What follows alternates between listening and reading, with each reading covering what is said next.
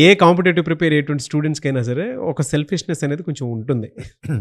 అలా థింక్ చేయాలి కూడా. గ్రూప్ స్టడీ ఎంతవరకు అవసరం? దానివల్ల వచ్చే అంటే ప్లస్‌లేంటి? మైనస్‌లేంటి సార్? ఈ కత్తికి 2 వైపులా పదునుంటదండి. దేనికంటే ఇది అటైనా ఫ్లిప్ చేస్తది, ఇటైనా ఫ్లిప్ చేస్తది. హ్మ్. మా ఎక్స్‌పీరియన్స్ తోటి మేము చూస్తున్నాము. మేము ఇన్‌ఫాక్ట్ ఎంకరేజ్ చేస్తాం గ్రూప్ స్టడీస్‌ని. దీనికి కొన్ని రూల్స్ అండ్ రెగ్యులేషన్స్ చెప్తాను నేను ఓకే. మా స్టూడెంట్స్‌కి. జనాలందరికి ఉపయోగపడుతది. వ్యూవర్స్‌కని అనుకుంటే డెఫినెట్‌గా షేర్ చేస్తాను. 5 కంటే ఎక్కువ ఉండకూడదు గ్రూప్‌లో. హ్మ్. 4 ideal group, 5 maximum. Major rule గ్రూప్‌లో అందరూ మగవాళ్ళే ఉండాలి, లేదా అందరూ ఆడవాళ్ళే ఉండాలి. ఆపోజిట్ జెండర్స్ కలిపి గ్రూప్ ఉండకూడదు. సర్వనాశనం అయిపోతారు అందరూ. హ్మ్.